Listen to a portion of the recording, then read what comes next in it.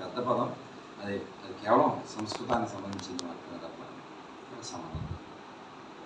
అయితే మన ధర్మం ప్రకారం పెద్దలు ఎప్పుడూ చెప్తూ ఉంటారు, 2 విషయాలు చాలా గొప్పవని చెప్తూ ఉంటారు. ఒకటి, భగవంతుడు ఇచ్చిన ఈ జీవితాన్ని కర్మలు చేసుకుంటూ కర్మానుసారం రావణుడు ఎందుకు పోయాడు?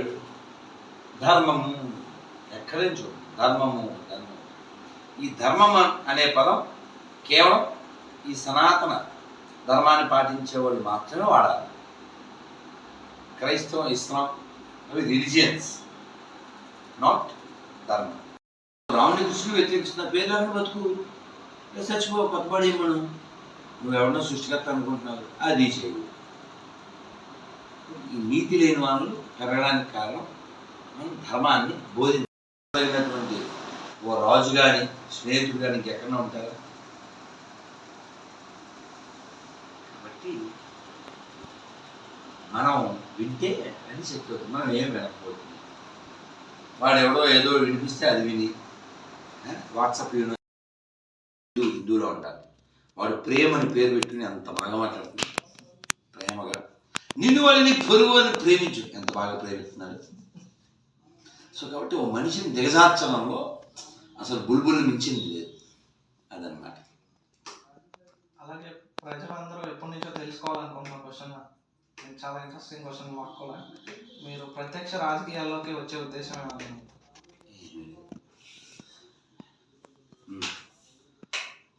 ఆల్రెడీ చెప్పేసాను, ఇదే రూమ్లో చెప్పాను. అంటే మీకు పొలిటికల్ పార్టీస్ నుంచి కూడా ఎటువంటి ఆఫర్స్ కానీ కాన్సల్ట్ అవుతుందండి? మనకు ఆసక్తి లేనప్పుడు ఆఫర్ ఇస్తే మాత్రం ఏంటి? నేను చెప్పాను, ఇదే రూమ్లో చెప్పాను, రిఫ్లెక్షన్ ఛానల్. నేను వార్డు మెంబర్ కూడా గెలవనని చెప్పాను. నా కాన్ఫిడెంట్. చాలా ఫ్యాన్స్ ఉన్నారు, ఫాలోయింగ్. ఫ్యాన్స్ పైన కూడా ఉన్నాయి, పైన లేవు ఫ్యాన్స్. 3 రూమ్లో 3 ఫ్యాన్స్ ఉన్నాయి. అయితే ఇంకొక చిన్న విషయం, మీరు చెప్తున్న దాంట్లో అంగీకరించాలి.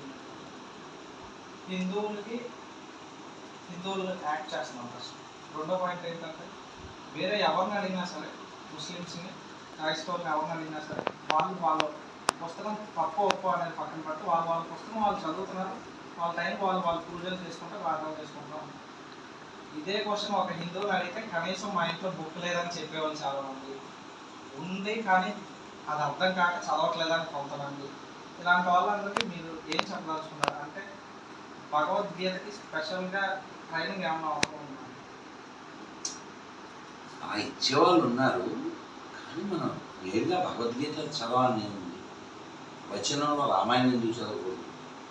ఇంకా చిన్న చిన్న పుస్తకాలు ఎన్నో ఉన్నాయి కదా, మహాభారతం, భాగవతం, పురాణాలు, ఎన్నో శాస్త్రాలు, ఎన్నైనా చదవచ్చు. ఇప్పుడు వినొచ్చు. పొట్టి శ్రీరాములు గారు ప్రాణత్యాగం చేసింది ఈ రాష్ట్ర అవతరణ కోసం, కులం కోసం కాదు. నేతాజీ సుభాష్ చంద్రబోస్ త్యాగం, భగత్ సింగ్ త్యాగం కులం కోసం కాదు, జాతి కోసం. కానీ జాతీయవాదులు ఏం చేస్తారు? ఈయన మా క్యాస్టోడు, ఈయన మా క్యాస్టోడు. తప్పు కదా. వాళ్ళు మొత్తం జాతి కోసం మరణించారు. ఈ జాతీయవాదులు వాళ్ళని పరిమితం చేసేస్తుంది కదా. అందరి కోసం అల్లూరి, అందరి కోసం Potti Sriramulu, not for one. ఇప్పుడు మీరు చాలా మందిని కలిసి ఉంటారు, రోజు డైలీ చాలా మందితో మాట్లాడుతూ ఉంటారు, చాలా ప్రాంతాలకు కూడా మీరు వెళ్ళి ఉంటారు. అయితే మీరు వెళ్ళిన క్రమంలో మీకు ఏమైనా చేదు అనుభవాలు కానీ మంచి జ్ఞాపకాలు కానీ ఏమన్నా ఉంటే ఒకటి మాతో షేర్ చేసుకుంటారు. బోల్డ్ అని మంచి జ్ఞాపకాలు. ఈ మధ్యలో ఒకటి ఆళ్ళగడ్డ, అక్కడ విశ్వకర్మలు శిల్ప కళాశాల సంబంధించి శిల్పశాలలు విగ్రహాలు చెక్కేటువంటి వాళ్ళు, వీళ్ళు అక్కడ అమ్మవారి కాళికా దేవాలయంలో దసరా కార్యక్రమాన్ని పిలిచారు. అక్కడ చిన్న పిల్లడు 1వ తరగతి, నాకు హనుమాన్ చాలీసా కొంచెం వచ్చు అన్నాడు. ఎలా వచ్చు అన్నాడు. మా అన్నయ్య నేర్పాడు. వాడు ఏం చదువుతున్నాడు? వాడు అక్కడే ఉన్నాడు. 5 చదివే అన్నయ్య 1 చదివే తమ్ముడికి హనుమాన్ చాలీసా నేర్పాడు. వాడు లెజెండ్ కదా, అవును. అమ్మా నాన్నే నేర్పట్లేదు, వాడు నేర్పాడు. సో ఇలా చాలా ఉంటాయి. అలాగే మీరు డైరెక్ట్గా చాలా మందిని అంటే విమర్శలు చేస్తూ ఉంటారు. మీకు ఎప్పుడైనా అడిగే ఈ రూపం ఇచ్చాడా, కాళ్ళు చేతులు ఇచ్చాడు, ఎంత పొంగిపోవాలి మనం, ఎంత సంతోషంగా ఉండాలని. కానీ మనకి ఏమిటంటే కంప్లైంట్లు కంప్లైంట్లు కంప్లైంట్లు. ఎందుకు? సంతోషంగా ఉండాలి, చాలా సంతోషంగా ఉండాలి. ఏం చేయగలం, నేనేం చేస్తే ఈ దేశానికి, ఈ ధర్మానికి, దైవానికి ఆనందం కలుగుతుంది. ట్రై యువర్ లెవెల్ బెస్ట్, అంతే. నెక్స్ట్ యాక్టింగ్ మానేయాలి.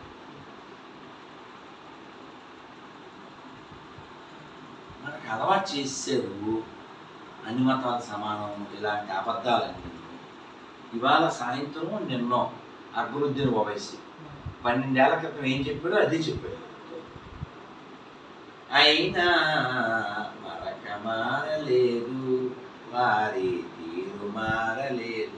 15 నిమిషాలు దయవిస్తే హిందువులు వేసేస్తాం. సో నువ్వు బయ్య అనే ప్రతి వాడు అక్రమ సంతానాన్ని పుట్టినట్టే. అన్ని మతాలు సమానం అనే ప్రతి వాడు అక్రమ సంతానమే, ఎందుకంటే అబద్ధం కాబట్టి. Secularism is the biggest disease which attacks only Hindus. Who says secularism is exists? They are Gondus. No Hindus. No more Hindus. Baskets. మీరు గమనించండి, 12 ఏళ్ళు అయింది కదా హిందువులు 15 నిమిషాలు టైం చేసేస్తాను. అతను మళ్ళీ మళ్ళీ ఎమ్మెల్యే అయ్యాడు, ఒకసారి కూడా ఓడిపోలేదు. అంటే అతని వాదనని వాళ్ళు సమర్థిస్తున్నారు. వాళ్ళు ఉమ్ము వచ్చా పోసింది తింటున్నావే, నువ్వు రాసుకెళ్ళవి, నువ్వు ఇంటి దొంగవే. దొంగల బదులు ఇంకోటి కూడా అనొచ్చుగా లంగాని. కాబట్టి ఇక్కడ ప్రభుత్వం చట్టాలు ఇవన్నీ కాదు, హిందువుల ఐక్యత దేవుడి దగ్గర పెట్టు. హిందువుల ఐక్యత, హిందువుల చైతన్యం, హిందువుల వివేకం, హిందువుల కింద కాడు ఉంటుంది కదా, కాడ, ఆ కాడులో దాక్కున్నాడు ఎవరు? ఇంద్రుడు. శచీదేవి ఏదో యజ్ఞం చేస్తే ఆ యజ్ఞ అధిష్టాన దేవత వచ్చి మీ ఆయన ఇక్కడ ఉన్నాడు హిమాలయాల్లో చోట అని చూపిస్తుంది. సరే, ఇంకా చాలా పెద్ద స్టోరీ చెప్పి ఈ స్టోరీ అంతా ఇంద్రుడు అక్కడ దాక్కున్నాడు, అదే అని పరిస్థితి. ఆయనతో పోలిస్తే ఇది పెద్ద కష్టమా? ఇంద్రుడికి తప్పలేదయ్యా, కాబట్టి భరించు, కాస్త ఒప్పట్టు అని చెప్పు. అలాగా ఎంత వాడికైనా కష్టం వస్తుంది, అవమానం వస్తుంది. రోజంతా ఒకలాగే ఉండదా, జీవితం అంతా ఒకలాగే ఉండదా, అవమానం లేకుండా. కాబట్టి చిన్నప్పుడు దేవుడిచ్చిన బొచ్చే ఉండట్లేదు, చచ్చేవారు. నువ్వు ఎప్పుడు ఇలాగే ఉండాలంటే ఎలా కుదురుతుంది? ఏదో అంటానే చేత కష్టాలు సేపు, పేద కష్టాలు పేరు. అంటే ధర్మరాజు ఈయన్ని కూర్చోబెట్టి, మామూలు నాకు ఏదైనా మంచి మాట చెప్పాడు. సో సీట్లో కూర్చోబెట్టి క్వశ్చన్ అడిగింది, నాకు బాధ్యత ఉంది కదా, నువ్వు మెసేజ్లు చేసి వాళ్ళకి ఫోన్ చేసి నాకు ఫోన్ చేసి వాళ్ళవన్నీ స్వీకరించేదిగా. అలాగే అంటారు, కానీ ప్రేమ ఎక్కడుంది? బయలుదేరింది ధర్మరాజు కోసం కదా. అలాగే మా తప్పదు, స్టక్ అయ్యాడు. ఫైనల్గా ధర్మరాజు దగ్గరికి వెళ్తారు. ధర్మరాజు న్యూస్ వచ్చింది, ఈయన అక్కడ మాట ఇచ్చాడు, ఇరుక్కున్నాడు. సరే నావే మీరేం ఫీల్ అవ్వకుండా ఫేవర్ చేయండి, మీరు ఆ పక్షంలో ఉంటే ఉండండి. మరి మీరు అక్కడ జ్యూసులు తాగారు కాబట్టి న్యూస్ అది, ఇంకా తర్వాత న్యూస్ ఏమైనా రివ్యూస్ ఎలా వచ్చినా మీరు అటే ఉండండి. కానీ మీరు డ్రైవింగ్ ఎవరికి చేస్తారో తెలుసా? కర్ణుడికి. కర్ణుడు అసలు మీరు వినలేదులే, సాయంత్రం గారు బాగా చెప్తారు. డ్రైవింగ్లో అంటే అన్నీ చెప్పలేం, కానీ చక్రం విరిగిపోతుంది. అలా విరిగిపోతే కొంచెం హెల్ప్ చేయంటాడు. ఇంకా డ్రైవర్ అనుకున్నావా నువ్వు? పడవ అనుకున్నావా? ఏదో దుర్యోధనుడు చెప్పాడని నీకు హెల్ప్ చేయడానికి వచ్చాను. అసలు అసలు అర్థం చక్రం విరిగిపోయి మనసు విరిగిపోతే మా సారు ఈయనేనండి. "ఆ, అవునా? కానీ ఇవన్నీ ఏర్పాట్లు చేసి గౌరవంగా వినయంగా ఉంటే నీకు అనలేవు కదా, ఆల్రెడీ నువ్వు అది చూసి తాగేసావు కదా." అలాగే ఈయన దారిలో చాలా ఏర్పాట్లు చేశాడు. ఎవరు? దుర్యోధనుడు. ఈయనేమనుకున్నాడు? నా కోసం దుర్యోధనుడు చేశాడని తెలీదు, ధర్మరాజు చేశాడు కదా అనుకున్నాడు. సరే మొత్తానికి ఫైనల్గా దుర్యోధనుడు కలిసి మీరు మాకు కూడా మా అమ్మగారే కదా, మీరు మాకు మేనమామే కదా, సో మీరు మా ఒక ఫేవర్ చేయాలి. ఆల్రెడీ ఇక్కడ జ్యూసులు తాగేసి ఇలా విసురుతూ ఉంటే బెండ్ అయిపోతాడు కదా, ఎవరికైనా సహజంగా ఉంటుంది. చెప్పు ఏం చేయాలి? ఏం లేదు, ఆ పక్కన కృష్ణుడు ఉన్నాడు, వండర్ఫుల్ డ్రైవింగ్, ఈ పక్కన మీరే ఆయనతో సమానం. బాగా వాడు మంచి ఉత్సాహంతో స్టీరింగ్ మీద కూర్చుంటే, సో ఇలా శల్య సారథ్యం అంటే వెనకలాగేది. ఈ శల్యుడు వీళ్ళకి మేనమామ అవుతాడు, ఎవరికి? పాండవుడికి కౌరవుడికి. సరే పెద్ద స్టోరీ అంతా చెప్పుకోలేం, కానీ దుర్యోధనుడు ఆయన పక్షానికి లాక్కుంటాడు. తెలివితేటలు మరి పాలిటిక్స్ కదండి. ఈయన బయలుదేరింది ఎవరి కోసం? పాండవుల కోసం. ఇప్పుడు నువ్వు బయలుదేరి నా కోసం వస్తున్నావు నాన్న, దారిలో వాడు వచ్చి నీకు జ్యూస్ ఇమ్మనంటే స్వామీజీ అన్నారు. థ్యాంక్ యూ స్వామీజీ. నీ ప్రేమ పెరుగుతుంది కదా, మొత్తం ఆమె దారంతా అడ్జస్ట్మెంట్ మానేవుగా. అలాగే శీతాకాలం వస్తే కంప్లైంట్ చేయట్లేదుగా, ఏదో దుప్పట్లో గిప్పట్లో ఏటో కుంపటో ఏదో. ఎండాకాలంలో కూడా కంప్లైంట్ చేయట్లేదు. కాలం మారింది, ఒట్టుడు దాని తగ్గట్టు ఫ్యాన్ గీను వేసి అట్లా. అలా దుఃఖం వచ్చిన సుఖం వచ్చిన భరించు. యాహూ అరవడం, కష్టం వచ్చింది ఏడవ, లెర్న్ టు టాలరేట్. అలా ఓర్పుతూ ఉంటే మార్పు వస్తుంది. వచ్చిన సంగతి చెప్తాను. శల్యుడు పేరున తెలుగు రాష్ట్రాల్లో వారి పేరు చెప్పక్కర్లేదు. తెలుగు రాష్ట్రాల్లో ప్రజల పట్ల ఆయన మరో యోగి ఆదిత్యనాథ్ లాగా సనాతన ధర్మమే ధ్యేయంగా సనాతన ధర్మం కోసం కృషి చేసినటువంటి వ్యక్తి వారే రాధా మనోహర్ దాస్ గారు. నమస్కారం. హరే కృష్ణ. అయితే ఇంటర్వ్యూలోకి వెళ్ళే ముందు మా వ్యూవర్స్ కోసం ఏమైనా భగవద్గీత నుంచి ఒక మంచి శ్లోకం అనేది వాక్యం మంచి మాట కదా. ఇక్కడ భగవద్గీతలో మంచి శ్లోకం అన్నీ మంచివే, కానీ ఒక ఇంపార్టెంట్ శ్లోకం 2వ అధ్యాయంలో 14వ శ్లోకం. భగవద్గీత యూనివర్సల్, అందరికీ మనకు వస్తుంది. మాత్రా స్పర్శాస్తు కౌంతేయ శీతోష్ణ సుఖ దుఃఖద ఆగమాపాయినో నిత్యాం స్థాం స్థితిక్షస్వ భారత. అంటే సుఖ దుఃఖాలు అనేటువంటివి శీతాకాలం ఎండాకాలం అనేవి వస్తుంటాయి పోతుంటాయి. కాబట్టి నువ్వు వాటిని ఓర్చుకోవడాన్ని నేర్చుకో అంటాడు. ఎంత గొప్ప కాన్సెప్ట్. చెప్పింది దీన్ని బెదిరింపు అంటారు.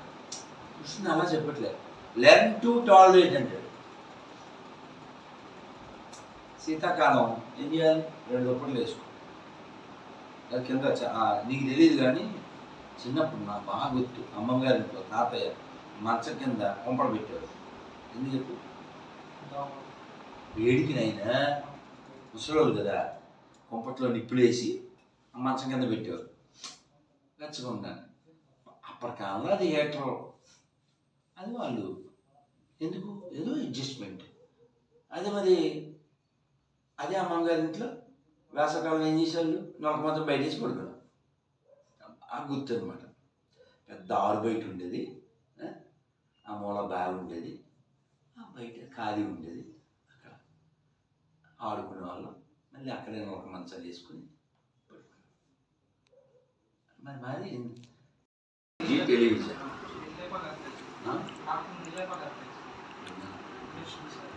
చూశాను ఫాలో అవుతున్నాడు అంత జ్ఞానం ఉందా?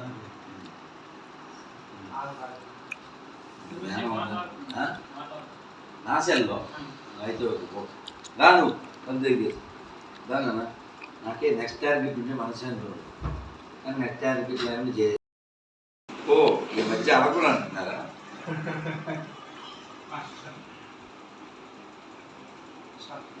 అరే ఏంది ఇది ఉందా ఉద్దేశం అట్లా అరే నీకు ఫోన్ వస్తుంది అది జగదీష్ ఏదో ఫ్రూట్ సలాడ్ పెడతారు తీసి ఆడ దేవుడు